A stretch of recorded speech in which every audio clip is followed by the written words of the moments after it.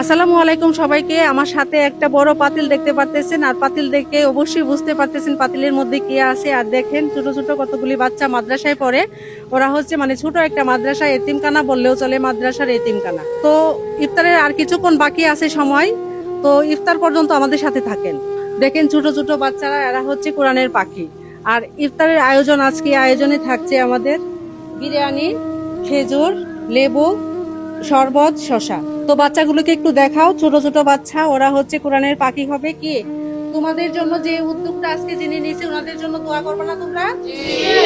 সবাই দোয়া করবা, ঠিক আছে? উনি হচ্ছে দুবাই প্রবাসী, উনি খুব বড় মনের মানুষ, উনি হয়েছে এই উদ্যোগটা নিছে, ঠিক আছে? তো তোমরা সবাই ওনার জন্য দোয়া করবা। তো দর্শক, আর 5 মিনিটের মতো সময় আছে, তো আমরা ভাবতেছি যে খাওয়ার আগে একটু মোনাজাত করা দরকার, আর দুবাই প্রবাসী ভাইয়ার জন্য একটু দোয়া করা হবে। তুমি কিছু বলো। আসসালামু আলাইকুম সবাইকে।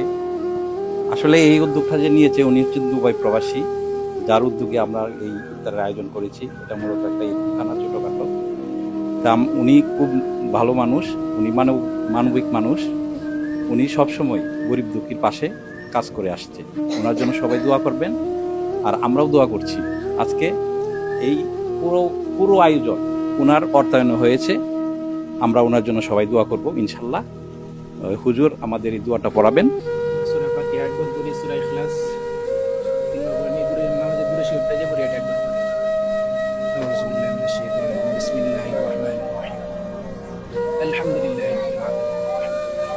আল্লাহ পাক রব্বুল আলামিন উনি প্রবাসে থাকে। আল্লাহ পাক রব্বুল আলামিন দুবাই থাকে।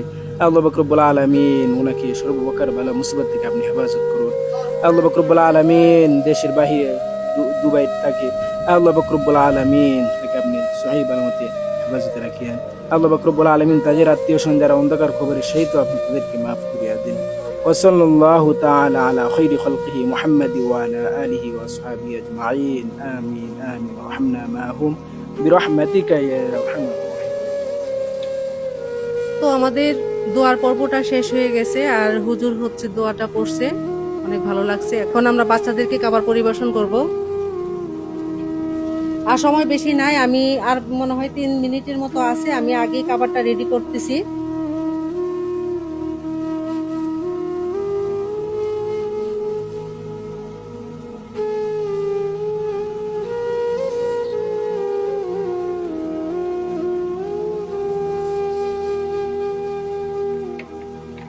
তোমরা আছে না, খাবার আবার শেষ করে পরে আবার নিবা, ঠিক আছে? যথেষ্ট পরিমাণ খাবার কিন্তু আমরা আনছি, খেয়ে খেয়ে নিবা।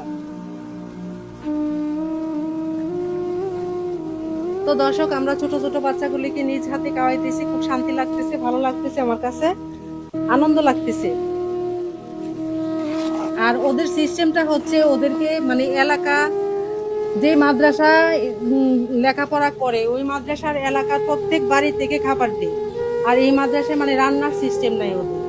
প্রত্যেক বাড়ি থেকে লজিং যেভাবে থাকে, লজিং এর মতো সিস্টেম, প্রত্যেক বাড়ি থেকে এক এক দিন এক একজনের বাড়ি থেকে খাবার দিয়ে পরে সবাই মিলেমিশে খায়। তো দর্শক, ইফতারের আর 2 মিনিট বাকি আছে, আমরা একটু অপেক্ষা করি। তারপর যখন খাওয়া শুরু করবে, ইফতার শুরু করবে, তখন আবার আপনাদেরকে দেখানোর চেষ্টা করব।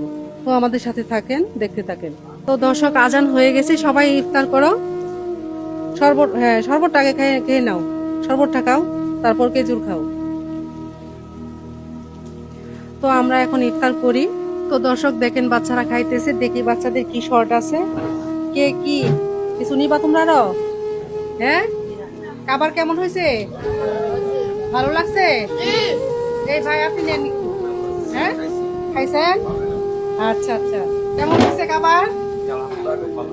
ভালো হয়েছে? আপনি নেন, আর একটু নেন। হ্যাঁ দিব। তো দর্শক, আজকের বিরিয়ানিটা হয়েছে বাবুর্চি দিয়ে রান্না করা হয়েছে। তো বাচ্চারা বললো ভালোই হয়েছে, না মজা হয়েছে তো, না? আচ্ছা ঠিক আছে, তোমরা সবাই হচ্ছে এই যে দুবাই প্রবাসী ভাইয়ার জন্য দোয়া করবা, হ্যাঁ দোয়া করবা। তো দর্শক, আমাদের এই মানবিক কাজ আপনাদের কাছে ভালো লাগলে পেজটা ফলো দিয়ে ভিডিওটা শেয়ার করে সব দর্শকের কাছে পৌঁছে দিবেন। সবাইকে আসসালামু আলাইকুম।